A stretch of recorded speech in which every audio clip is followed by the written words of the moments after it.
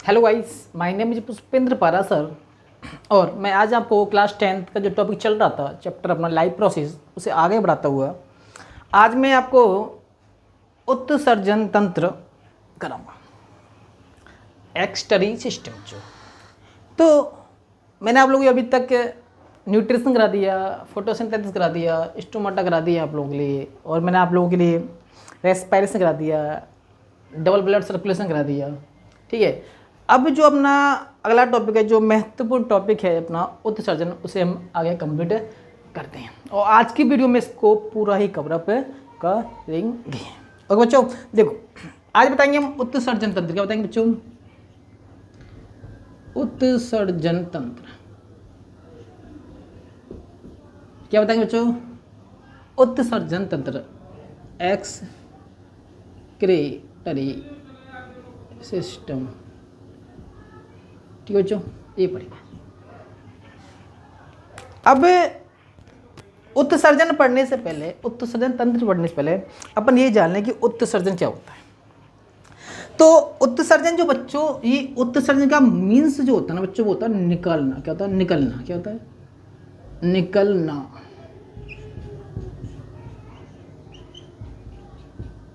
क्या होता है? निकलना। ठीक है बच्चों, कि भाई उत्सर्जन का अर्थ होता है निकलना।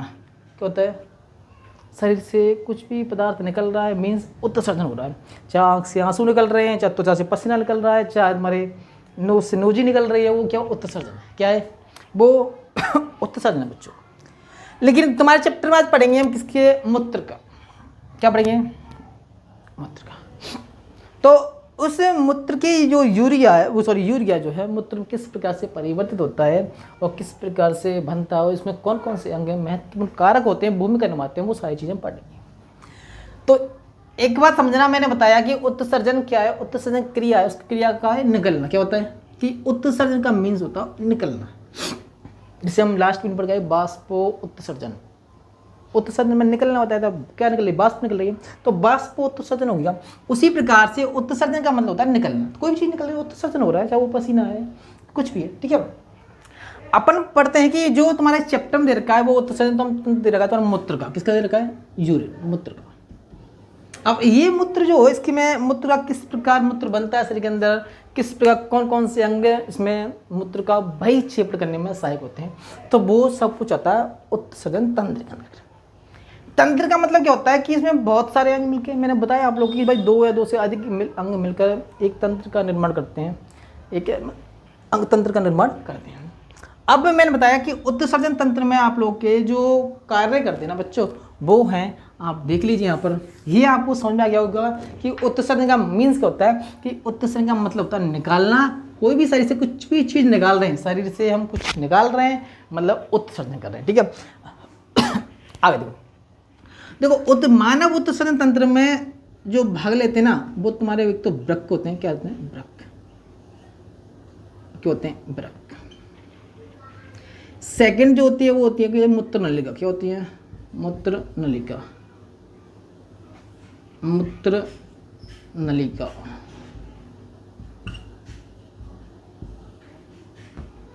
तीसरी जो होती है इसमें होती है मूत्राशय। क्या होती है भैया? मूत्राशय। और चौथी जो होती है वो होता है मूत्र मार्ग। क्या होता है?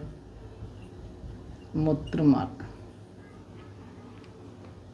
किडनी, यूरिन ट्यूब, यूथरस और यूरिन वे। ठीक है, किडनी, यूरिन ट्यूब, यूथरस और यूरिन वे। ठीक है बच्चों, ये तुम्हारी चीज, ये चारों मिलकर तुम्हारा निर्माण करते हैं किसका? उत्सर्जन तंत्र का। किसका निर्माण करेंगे? तुमसे पूछे कि उत्सर्जन तंत्र में कौन कौन से कारक अंग भाग लेते हैं, तो आप बता दोगे। किडनी भाग लेती है, मूत्र नलिका भाग लेती है, मूत्राशय भाग लेता है, वो तुम्हारा क्या लेता है? मूत्र मार्ग जो बनेगा, शिश्न जिसे बोलते हैं, नर के अंदर, मादा के अंदर, वजीना वाला। अब ये सारे मिलके ना तुम्हें एक तंत्र बनाने, जिस तंत्र का नाम क्या है? उत्सर्जन तंत्र। तो देखो, मनुष्य के अंदर जो किडनी होती है एक जोड़ी पाई जाती है, ठीक है। एक कशेरुक दंड जो होता है, रीढ़ की जो हड्डी होती है ना उसके अगल बगल स्थित है कशेरुक दंड, कह सकते हैं। इधर देखो कि ये जो होती है वो तुम्हारी रीढ़ की हड्डी के अगल बगल स्थित होती हैं। इनकी जो आकृति होती है ना बच्चों वो सेम के बीज के समान होती है, सेम के बीज के समान आकृति क्या होती है यहाँ, आकृति इसकी किडनी की, ठीक है। प्रत्येक किडनी के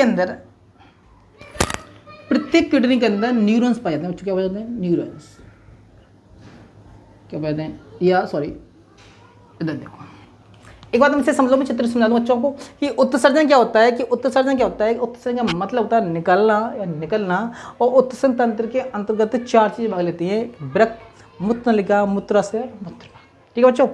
अब बात करते हैं किडनी की, किसकी बात करते हैं, तो किडनी के बारे में बता रहा हूं मैं आप लोगों को। किडनी की जो देखो इधर देख लो आप,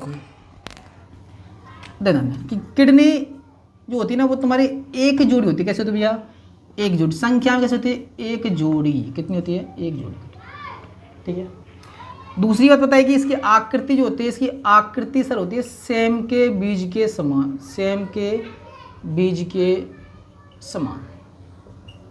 ठीक है बच्चों। तीसरा बताया कि भाई किडनी के अंदर या वृक्क के अंदर 8 से 10 मध्यांश पाए जाते हैं। इनकी आकृति जो मध्यांश की जो आकृति होती है ना, मध्यांश की वो कहते हैं शंकुआकार, कैसे होती है, शंकुआकार। और प्रत्येक मध्यांश के अंदर लाखों की संख्या में न्यूरॉन्स पाई जाती हैं, क्या पाई जाती हैं, लाखों की संख्या में न्यूरॉन्स पाई जाती हैं, क्या पाई जाती है बच्चों, न्यूरॉन्स क्या होती है कि वृक्क की क्रियात्मक व संरचनात्मक इकाई क्या होती है, न्यूरॉन्स। इसे वृक्काणु भी बोलते हैं बच्चों, हिंदी में क्या बोलते हैं, वृक्काणु, क्या बोलते हैं, वृक्काणु। ये जो होती है ना, ये वृक्क की क्रियात्मक व संरचनात्मक इकाई होती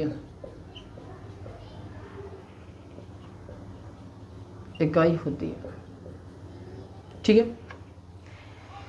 मैंने अभी आपको बताया कि वृक्क जो होती है वो वृक्क में बताया कि ये संख्या में एक जोड़ी होते हैं, इसकी आकृति जो होती है वो सेम के बीज के समान होती है। मैंने बताया प्रत्येक वृक्क के अंदर 8 से 10 मध्यांश पाए जाते हैं जिनकी आकृति शंकुआकार होती है, मतलब शंकुनुमा होती है। और प्रत्येक न्यूरॉन्स मध्यांश के अंदर लाखों की संख्या में न्यूरॉन्स या वृक्काणु पाए जाते हैं। और वृक्काणु जो होते हैं ना वो वृक्क की क्रियात्मक व संरचनात्मक इकाई होती है, जो कार्य करती है ना वो सब कार्य जो होता है निस्पंदन का वो वृक्काणु करते हैं, ठीक है। और मैंने बताया पाए जाते हैं रीढ़ की हड्डी के अगल बगल मतलब पार्श्व में स्थित होते हैं, रीढ़ की हड्डी के अगल बगल में स्थित होते हैं। बात समझ बच्चों। आगे चल देंगे मूत्रनलिका ये मानव में एक जोड़ी होती है, क्या होती है, एक जोड़ी, कैसे होती है, एक जोड़ी होती है, ठीक है। और ये कहाँ खुलती हैं, ये सर मूत्राशय में खुलती हैं, कहाँ खुलती हैं, मूत्राशय में खुलती हैं। तुमसे पूछे कि मूत्रनलिका कहाँ खुलती है, तो मूत्रनलिका खुलने का जो स्थान है वो कौन है, मूत्राशय, ठीक है बच्चों, कि मूत्राशय के अंदर मूत्रनलिका खुलेंगी। ओके, बात समझ आई, ठीक है। आगे चलते हैं। अब बात करते हैं मूत्राशय क्या होता है। सो मूत्राशय एक थैलीनुमा संरचना होती है जहां मूत्र अस्थायी रूप से, स्थायी नहीं बच्चों, अस्थायी रूप से संग्रहित होता है, क्या होता है, संग्रहित या संग्रह होता है,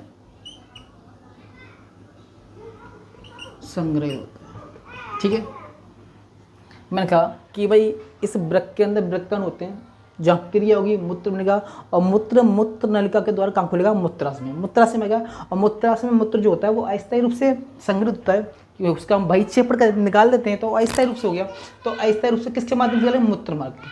तो मूत्र मार्ग क्या है कि जिसके मूत्र मार्ग, जिसके माध्यम से, जिसके माध्यम से मूत्र का निष्कासन किया जाता है। ठीक है, मूत्र का निष्कासन मतलब देखो, मूत्र नलिका एक जोड़ी होती है, कैसे होती है भैया, एक जोड़ी होती है, सॉरी मूत्र नलिका कैसे होती है सर, एक जोड़ी होती है। कैसे होती है, एक जोड़ी है। जो कहाँ खुलती है सर, वो खुलती है मूत्राशय में। कहाँ खुल देंगी, मूत्राशय खुलेंगी। मूत्राशय आगे जाके एक पतली नलिका नुमा संरचना बनाता है। मूत्राशय आगे चलकर एक पतली नलिका नुमा संरचना बनाता है जिसे हम मूत्र मार्ग कहते हैं। क्या कहते हैं कि जैसे मान लो ये मूत्राशय हो गया, मूत्राशय आगे जाके एक पतली नलिका नुमा संरचना बनाएगा जिसे हम बोलेंगे मूत्र मार्ग। बात समझ आई नहीं बच्चों, मैंने आपको उत्सर्जन के जो अंग है ना, उनकी जो क्रिया मतलब वो कार्य है वो मैंने आप लोग बता दिया है। मैंने बताया उत्सर्जन का मीन्स क्या होता है, निकलना। ठीक है, कोई भी चीज़ हम उससे निकाल रहे हैं मीन्स उत्सर्जन कर रहे हैं। मैंने कि उत्सर्जन तंत्र मतलब इस तंत्र का मतलब क्या होता है, इसमें जब इसमें दो से अधिक अंग भाग लेकर और किसी एक कार्य को संपादित करते हैं ना, उससे बोलते हैं तंत्र। तो उत्सर्जन तंत्र के अंतर्गत जो आने वाले अंग हैं, पहला क्या है, वृक्क है, मूत्रनलिका, मूत्राशय और मूत्रमार्ग। ठीक है बच्चों, अब वृक्क के अंदर जो क्रिया चलती है, मैंने बताया वृक्क जो होते हैं मानव के अंदर एक जोड़ी होते हैं, इनकी अगर सेम की आकर समान होती है। वृक्क के अंदर 8 से 10 मध्यांश पाए जाते हैं। मध्यांश वो भी इनकी आकृति कैसे होती है, शंकुआकार, और इन शंकुआकार मध्यांश के अंदर लाखों की संख्या में पता है न्यूरॉन्स, जिसे मतलब वृक्काणु। और वृक्काणु जो होती है वृक्क की क्रियात्मक संरचनात्मक इकाई होती है। ठीक है बच्चों, पर उसके बाद बताया मूत्रनलिका एक जोड़ी होती है जो मूत्राशय में खुलती है, और मूत्राशय क्या होता है, एक थैलीनुमा संरचना होती है जहां मूत्र अस्थायी रूप से संग्रहित होता है। उसके बाद मूत्राशय आगे चलकर एक पतली नलिका नुमा संरचना बनाता है जिसे हम बोलते हैं मूत्र मार्ग, और मूत्र मार्ग के माध्यम से मूत्र को बाहर त्याग दिया जाता है। ठीक है बच्चों, ये आपका हो गया कंप्लीट पूरा, मतलब ये उत्सर्जन तंत्र में जो भाग लेने वाले कारक हैं उनके मैंने कारक बता दिए। अब आगे अपन चलेंगे मूत्र की क्रियाविधि। किसकी क्रियाविधि, कि जो मूत्र बन रहा है उसकी नियमन क्रियाविधि पढ़ी, क्या पढ़ेंगे, या वृक्क की क्रियाविधि। ओके ठीक है बच्चों, अब आगे बात करते हैं। मैंने उत्सर्जन तंत्र के बारे में आपको बता दिया कि उत्सर्जन तंत्र के अंदर जो भाग लेने वाले अंग हैं, उनके कार्य है, और उनके बारे में बता दिया कुछ थोड़ा बहुत। अब बात करते हैं, एक बार देखो डायग्राम से देख लो एक बारी, देखो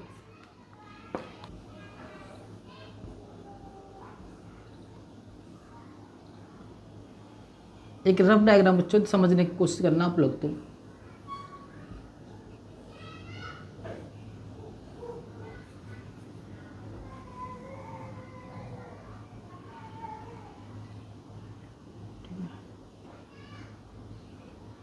देखो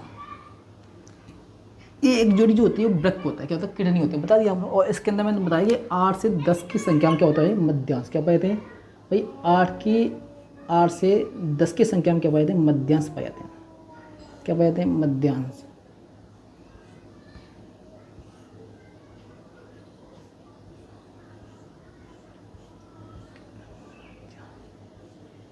ठीक है, 2 4 6 8 6 सॉरी, आप समझा लें कि इसमें 8 से 10 पाए जाते। कितने पाए जाते, 8 से 10 पाए थे। ठीक है, ये 6 बनाए मैंने, लेकिन 8 से 10 पाए थे।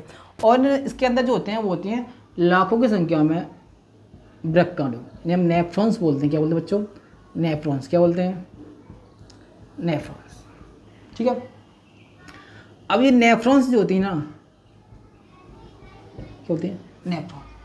अब ये होती है तुम्हारी धमनी, क्या होती है, और ये होती है स्राव।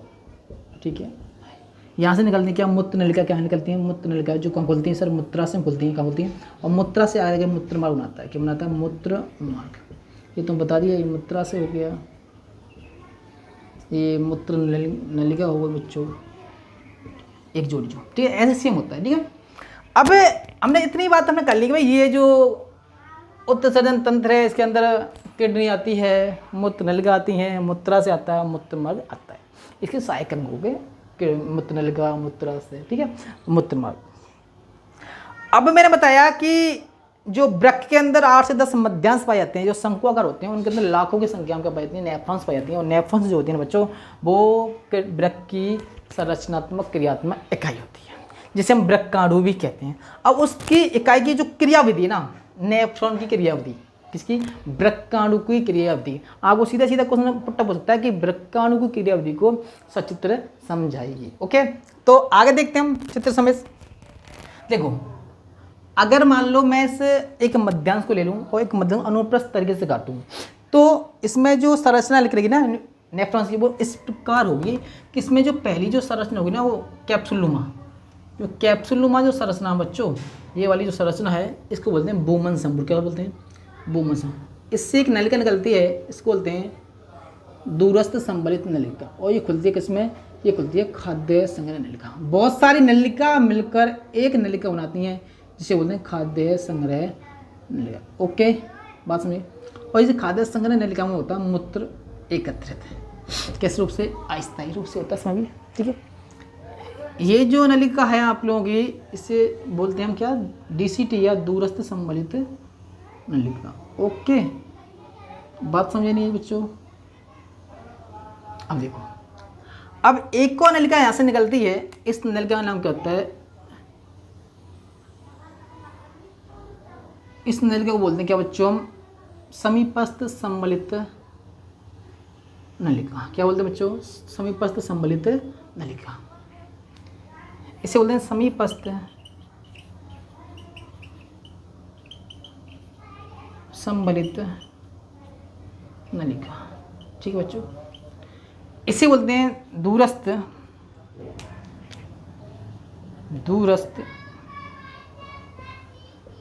सम्मिलित नलिका, ठीक है बच्चों। ये होती है आपकी खाद्य संग्रह नलिका। क्या होती है बच्चों? खाद्य संग्रह नलिका, जहाँ मूत्र आकर जो बनता है, वो अपशिष्ट पदार्थ वो यहाँ पर संग्रहित या संग्रह होता है।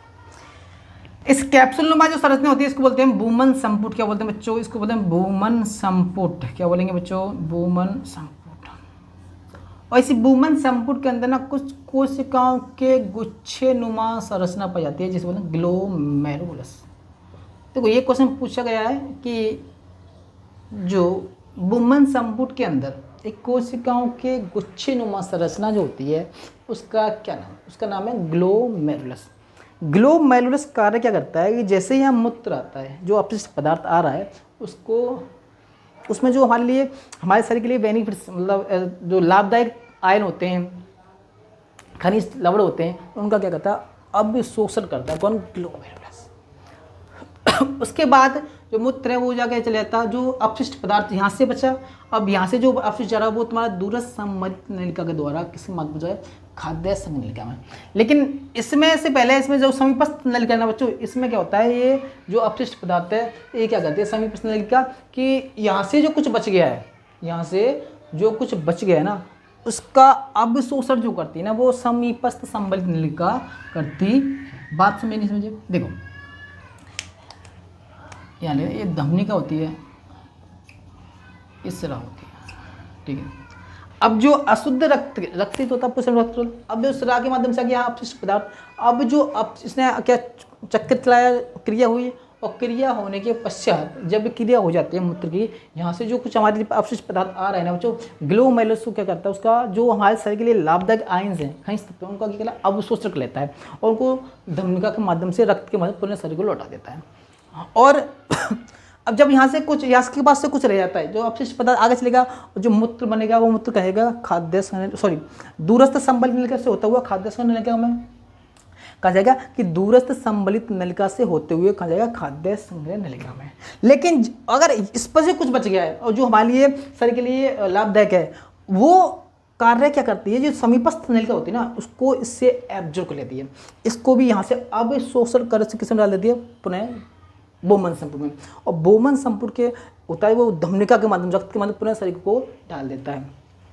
जो इसकी यू आकार की आकृति होती है, इसको बोलते हैं हेनले लूप। क्या बोलते हैं? Henle loop. क्या बोलते हैं? ठीक है।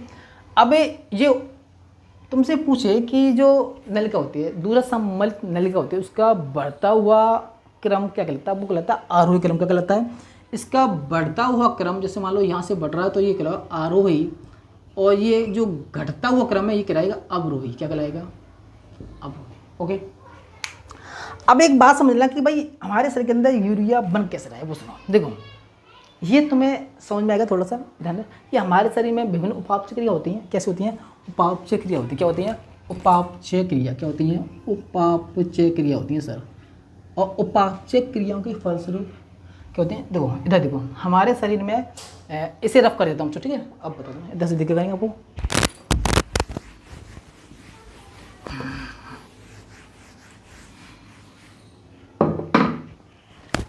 कि हमारे शरीर में कैसे होती हैं? विभिन्न उपापचय क्रिया होती हैं। कैसे होती हैं? उपापचय क्रिया। क्या होती हैं? उपापचय क्रिया। और इन उपापचय क्रियाओं के फलस्वरूप हमारे शरीर में क्या बनता है सर? एक विषैला पदार्थ बनता है जिसका नाम है अमोनिया। कहा जाता है अमोनिया। क्या बनता है? अमोनिया। ठीक है, कि उपापचय क्रिया हुई हमारे शरीर में, क्या हुई? उपापचय क्रिया, और उपापचय क्रिया के फलस्वरूप हमारे शरीर में क्या होना? अमोनिया। क्या होना? और अमोनिया जो है ना एक विषैला पदार्थ है। कैसा पदार्थ है सर? ये विषैला पदार्थ है। कैसा पदार्थ है सर? ये सर विषैला पदार्थ है। ओके, अब अमोनिया जाता है कहाँ? यकृत में। कहाँ जाएगा? यकृत में। क्या जाएगा बच्चों? यकृत में। और यकृत में एक चक्र चलता है जिससे बोलते हैं यकृत चक्र। क्या बोलते हैं? यकृत चक्र। और यकृत चक्र के फलस्वरूप अमोनिया परिवर्तित हो जाता है यूरिया में। किसमें हो जाता है? यूरिया में। किसमें हो जाता है? यूरिया में। मैंने क्या कहा? दो बात बताई। उपापचय क्रिया होती है, उपापचय क्रिया के फलस्वरूप अमोनिया बनता है। अमोनिया कैसा पदार्थ सर? विषैला पदार्थ है। और अमोनिया जाता है यकृत में, और यकृत में एक चक्र चलता है जो बोलते हैं यकृत चक्र। और यकृत चक्र के फलस्वरूप ये जो अमोनिया कौन है? अमोनिया किसमें परिवर्तित हो जाता है? यूरिया में। किसमें हो जाता है? यकृत चक्र चलता है ना, तो अमोनिया यूरिया में परिवर्तित हो जाता है। ठीक बच्चों, अब यूरिया कहाँ जाता है? यूरिया जाएगा किडनी के पास। कहाँ जाएगा? किडनी के पास। और किडनी के पास जाएगा तो किडनी के अंदर भी जाएगा, किडनी के अंदर भी जाएगा। और किडनी के अंदर जाएगा तो हमें पता है तो किडनी के अंदर मध्यांश पाए जाते हैं, और मध्यांश के अंदर क्या पाए जाते हैं? लाखों संख्या में वृक्काणु। ठीक है, अब वृक्काणु जो है मैंने आपको ये बता दी कि भाई इसकी जो संरचना होती है, कैप्सूलनुमा जो संरचना होती है उसे बोलते हैं बोमन संपुट, और उसके अंदर कोशिकाओं को गुच्छेनुमा जो संरचना होती है उसे बोलते हैं ग्लोमेरुलस। तो यूरिया पहुंचता है यहाँ पर। अब यूरिया का यहाँ होता है फिल्ट्रेशन। क्या होता है? फिल्ट्रेशन होता है। तो ये जो अपना ग्लोमेरुलस है ये क्या करता है? उस यूरिया में से जो कुछ हमारे लिए लाभदायक आयंस हैं, खनिज तत्व, उनका क्या कर लेता है? अब शोषण कर लेता है और उनको रक्त के माध्यम से पुनः शरीर को दे दिया जाता है। अब यहाँ पर कुछ बचा जो अपशिष्ट पदार्थ है वो जाएगा पहले दूरस्थ संबंधित नलिका से होते हैं। दूरस्थ संबंधित नलिका में जाएगा अपशिष्ट पदार्थ, लेकिन इससे कनेक्ट होती है समीपस्थ संबंधित नलिका। अब समीपस्थ संबंधित नलिका क्या होती है कि भाई इस पर से जो कुछ बच गया है, इस अपशिष्ट पदार्थ में जो कुछ भी है, जो कुछ बच गया ना, उसका एब्जॉर्बेशन, अवशोषण जो होती है समीपस्थ सम्मिलित नलिका कर लेती है और पुनः उसे कहाँ पहुँचाती है? ग्लोमेरुलस के पास। और ग्लोमेरुलस क्या करता है? उसे धमनिका के माध्यम से, रक्त के माध्यम से धमनी के द्वारा शरीर के पहुँचा दिया जाता है। और जो कुछ बचा हुआ ना पदार्थ, जो अपशिष्ट पदार्थ, जो मूत्र बन रहा है, वो जाके कहाँ इकट्ठा होता है? खाद्य संग्रह नलिका में होता है। और खाद्य संग्रह नलिका खुलती है किसमें? मूत्र नलिका द्वारा। किसमें खुलती है? मूत्राशय में खुलेगी, और मूत्राशय खुलता है मूत्र मार्ग में। तो इस प्रकार क्रिया तुम्हारी उत्सर्जन की कंप्लीट पूर्ण हो जाती है। ठीक है बच्चों, मैंने आप लोगों को क्या बताया कि भाई हमारे शरीर के अंदर उपापचय क्रिया होती हैं, और उपापचय क्रियाओं के फलस्वरूप हमारे शरीर में विषैला पदार्थ अमोनिया बनता है, और अमोनिया जाता है यकृत में, और यकृत में एक चक्र चलता है बच्चों, उस चक्र का नाम क्या होता है? यकृत चक्र। और यकृत चक्र के फलस्वरूप अमोनिया परिवर्तित हो जाता है यूरिया में। ठीक है, और यूरिया जाता है कहाँ? किडनी के अंदर। किडनी के अंदर का मध्यस्थ, और मध्यस्थ के अंदर का वृक्काणु। वृक्काणु क्रिया होगी। वृक्काणु के जो प्रारंभिक भाग होता है, जो कैप्सूलनुमा भाग होता है, उसे बोलते हैं बोमन संपुट। उसके अंदर एक कोशिकाओं का गुच्छेनुमा संरचना पाते हैं, उसे बोलते हैं ग्लोमेरुलस। ग्लोमेरुलस के पास जब यूरिया पहुंच जाएगा ना, तो वहाँ क्रिया होगी, इसके अंदर की फिल्ट्रेशन होगा, तो उसमें जो अपशिष्ट पदार्थ यूरिया, उसमें जो हमारे शरीर के लिए लाभदायक आयंस हैं, खनिज तत्व, उनका अवशोषण किसके माध्यम से किया जाएगा बच्चों? ग्लोमेरुलस के माध्यम से। अब जो अपशिष्ट पदार्थ है वो दूरस्थ सम्मिलित नलिका से होते हुए कहाँ जाएगा? खाद्य संग्रह नलिका में। बट उससे पहले क्या होगा कि भाई जो कुछ अपशिष्ट पदार्थ है उसमें कुछ हमारे लाभदायक आयंस बचे तो उनको समीपस्थ सम्मिलित नलिका के द्वारा उन्हें एब्जॉर्ब मतलब अवशोषित कर लिया जाएगा, और उन्हें किसको पहुंचा दिया? अपने भूमन संपुट में। भूमन संपुट में क्या होता है, धमनिका जुड़ी होती है और रक्त के माध्यम से जो लाभ आएंगे पुनः शरीर को लौटा दिए जाते हैं। और जो अपशिष्ट जो मूत्र है, मूत्र कहाँ इकट्ठा हो जाता है, खाद्य संग्रह नलिका में, और खाद्य संग्रह नलिका से निकलती है मूत्र नलिका, मूत्र नलिका खोलती है मूत्राशय में, और मूत्राशय द्वारा मूत्र बाहर फेंक देता है। ठीक है, ये तुम्हारी पूरी क्रिया हुई। एक नोट बात, विशेष बात हो है कि जो मूत्र में बदबू आती है ना, बदबू, वो किस में आती है, अमोनिया के कारण। किस कारण, कि मूत्र में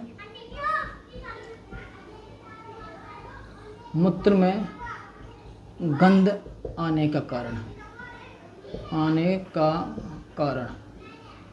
क्या होता है, अमोनिया। क्या होता है, मूत्र में गंध आने का जो कारण होता है ना, वो मूत्र में अमोनिया होता है। जैसे मान लो फ्रेश मूत्र में कभी भी स्मेल नहीं आती, ठीक है, लेकिन जैसे तुम 5-10 मिनट छोड़ दोगे उसका वो दोबारा परिवर्तित हो जाएगा, इसमें अमोनिया में। किसमें परिवर्तित हो जाएगा, यूरिया दोबारा परिवर्तित हो जाता है अमोनिया में, और इसके कारण वहाँ से बदबू गंध आती है। ठीक है बच्चों, तो ये आपका उत्सर्जन वाला टॉपिक था जो मैंने आज कंप्लीट करा दिया, पूरा आपको कंप्लीट कवरअप करा दिया क्लास 10th वाले बच्चों के लिए। ठीक है, इससे बाहर आपके लिए कुछ नहीं आएगा, आपके हिसाब से एक सफिशिएंट है। ओके, अब बाकी बात हम करेंगे नेक्स्ट वीडियो में, जब तक के लिए धन्यवाद।